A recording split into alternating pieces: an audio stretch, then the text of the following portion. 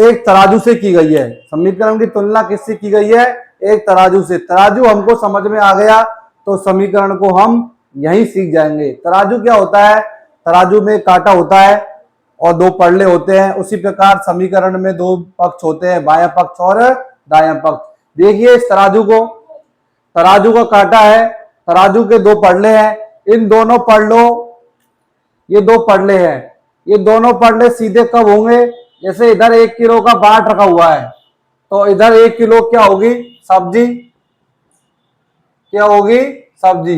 तो ये कांटा बिल्कुल सीधा होगा, दोनों पल्ले क्या होंगे? बराबर।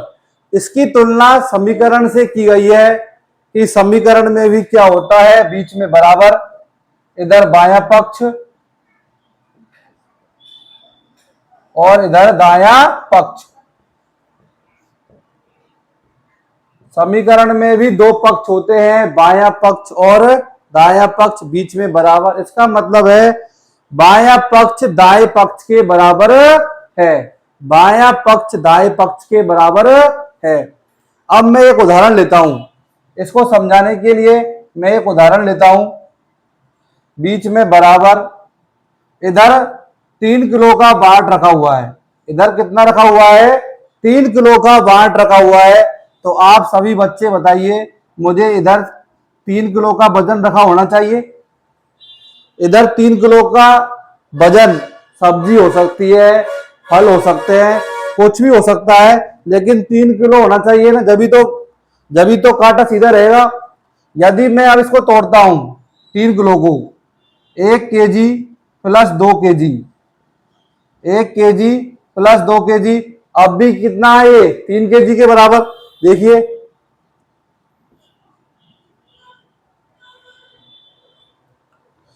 अब जैसे मैं क्या है, एक सवाल लेता हूं, उदाहरण x माइनस 3 x प्लस 3 बराबर 6, x प्लस 3 बराबर 6। इस उदाहरण से हम समझते हैं x प्लस 3 बराबर 6, बीच में बराबर, इधर 6 किलो का बाट रखा हुआ है। 6 का मतलब क्या? 6 किलो का बाट है, तो इधर क्या है? इधर भी 6 किलो का सामान होना चाहिए। 6 किलो का क्या होना चाहिए? सामान। हमको पता है 3 किलो का सामान रखा हुआ है, तो x की जगह पे क्या होगा? 3। x की जगह पे क्या होगा? 3, क्योंकि 3 और 3 जोड़ कर क्या बनाते हैं? 6। तो x की जगह पे क्या होगा? 3। कितना होगा? 3। तो x का मान क्या आएगा? 3। कितना आएगा? 3। x प्लस 3 बराबर 6, तो x का मान क्या आ गया? 3। ये हमने किससे किया है? ये हमने किया है तराजू के सिद्धांत से, कि इधर 6 किलो का सामान, इधर 6 किलो का बाट रखा हुआ है, तो इधर 6 किलो क्या होनी चाहिए? वजन। 3 किलो का वजन हमको पहले से दे रखा है, तो x का मान क्या हो जाएगा? 3। अब मैं इसको दूसरे तरीके से हल करवाता हूं।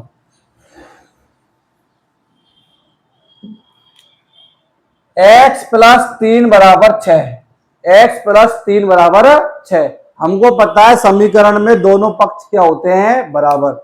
अब आप सभी बच्चों को एक बात ध्यान में रखना चाहिए कि मैं दोनों पक्षों में किसी संख्या को घटा सकता हूं, किसी संख्या को जोड़ सकता हूं, किसी संख्या से गुणा कर सकता हूं और किसी संख्या से भाग कर सकता हूं, तो दोनों पक्षों में कोई अंतर नहीं आएगा। मैं इस वाले पक्ष में क्या है? -3 करता हूं। इस वाले पक्ष में क्या किया मैंने? -3। तो मुझे इस पक्ष में भी क्या करना होगा? -3, तभी तो दोनों पक्ष बराबर होंगे। इधर मैंने -3 किया है, तो इधर भी कितना करना होगा मुझे? -3। अब देखिए -3 से +3 कट गया, क्या बच गया? x बराबर 6 में से 3 गए तो कितना बचा? 3। यहां भी आंसर क्या आया? 3। ये दूसरा तरीका है। ये कैसा तरीका है? दूसरा तरीका। अब ये जो तरीके मैं बता रहा हूं, ये बड़े सवालों को हल करने में काम में आएगा। अब इसी का तीसरा तरीका देखते हैं। x प्लस 3 बराबर 6, x प्लस 3 बराबर 6। हमें किसका मान निकालना है? x का। किसका मान निकालना है? x का। तो हम 3 जो इसके बगल में है, इसको दूसरे पक्ष में भेजेंगे।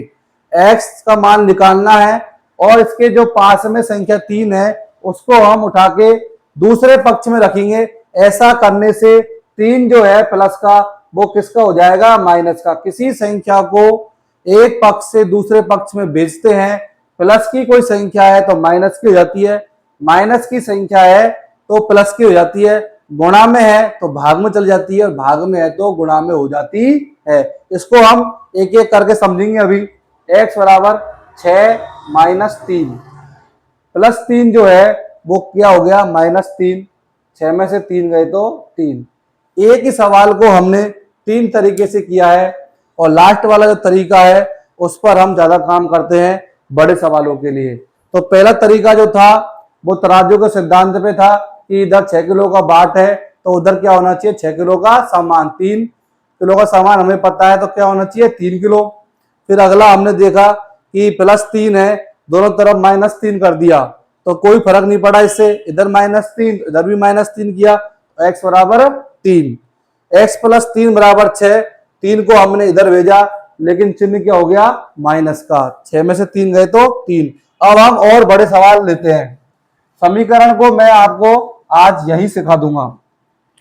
अगला एग्जांपल लेते हैं, 2x - 6 बराबर 12। 2x - 6 बराबर 12। इस सवाल को हल करते हैं। 2x - 6 बराबर 12। अब इस सवाल को हल अपन तीसरे तरीके से करते हैं। तीसरा वाला तरीका बताया है उससे करेंगे। किसका मान निकालना है हमको, x का। किसका मान निकालना है, x का। उसके पास में जो संख्या है उसको देखो, -6। तो -6 को हम दूसरे पक्ष में भेजेंगे। क्या करेंगे, माइनस जो 6 है इसको हम दूसरे पक्ष में भेजेंगे, इधर भेजेंगे। तो ये जो -6 है वो किसका हो जाएगा, प्लस का। किसका हो जाएगा, प्लस का। -6 किसका हो जाएगा, प्लस का। अब देखिए 2x बराबर 12 और 6 कितने हो गया, 18। 12 और 6 कितने हो गए, 18। अब हम इसको देखेंगे 2x। देखिए 2 तो क्या है, अचर, और x क्या है, चर। 2 और x जो है 2 अचर है और x क्या है, चर। इनका मिलन इतना अच्छा हुआ है कि इनमें गुणा जो है बीच में वो छुप गया है। लेकिन हम इस सावधानी से देखेंगे तो 2 और x के बीच में किसका चिन्ह है, गुणा का। किसका चिन्ह है, गुणा का। ये 2 और x के बीच में किसका चिन्ह है, गुणा का, 18। अब हम किसका मान निकालेंगे, x का। अब हमको किसका मान निकालना है, x का। लेकिन 2 को हम भेजेंगे, लेकिन देखेंगे x जो है 2 से किससे जुड़ा हुआ है, गुणा से। किससे जुड़ा हुआ है, गुणा से। तो हम 2 को भेजेंगे भाग में। किसमें भेजेंगे, भाग में। 2 नाम 18। इस तरीके से हम समीकरण के सवाल हल करते हैं। सबसे पहले समीकरण को हमने किसके रूप में बताया, तराजू के रूप में। किसके रूप में बनाया, तराजू के रूप में। तराजू में दोनों पल्ले बराबर होते हैं, उसी प्रकार समीकरण में दोनों पक्ष क्या होते हैं, बराबर। देखिए 2x - 6 बराबर 12। हमको x का मान निकालना है तो हमने देखा -6, इसको हम खा भेजेंगे दूसरे पक्ष में। x जो है 2x - 6 किसके रूप में जुड़ा हुआ है, माइनस में। माइनस किसमें जाएगा, प्लस में। किसमें जाएगा, प्लस में। और यहां देखा हमने 2 और x के बीच में क्या है, गुणा। तो गुणा किसमें जाएगा, भाग में। अब हम अगला एग्जांपल लेते हैं, एक कदम इससे आगे। अगला सवाल, एग्जांपल 2x - 6 बराबर 4x - 12। इस सवाल को हल करते हैं। 2x - 6 बराबर 4x - 12। इस सवाल को हल करेंगे। इस सवाल को कैसे हल करेंगे, वही तीसरे तरीके से हल करते हैं। टाइप नंबर जो 3 मैंने बताया है, x वाली एक तरफ, x वाली एक तरफ और बिना x की एक तरफ, x वाली एक तरफ और बिना x वाली एक तरफ। 2x और 4x जो दाएं पक्ष में है उसको उठा के हम इधर ले जाएंगे। अब ये संख्या है प्लस की, किसकी है, प्लस की। तो इसको क्या हो जाएगी, माइनस की। किसकी हो जाएगी, माइनस की। 4x को हम बाएं पक्ष में ले जा रहे हैं तो ये 4x किसका हो गया, माइनस का। अब देखिए -12 और जो -6 है उसको हम इधर ला रहे हैं तो -6 किसका हो जाएगा, प्लस का। किसका हो जाएगा, प्लस का। अब इस सवाल को आगे हल करते हैं। 2x - 4x 2x minus 4x, तो बड़ी संख्या किसकी है, माइनस की है, तो आंसर भी माइनस में आएगा, 2x बचेगा। 2x प्लस के हैं और 4x माइनस के, तो बड़ी संख्या किसकी है, माइनस की, 4 में से 2 गई तो 2 और x का x। यहां भी -12 प्लस 6, बड़ी संख्या माइनस की है और छोटी संख्या प्लस की है, तो माइनस के बचेंगे 6, माइनस के बचेंगे 6।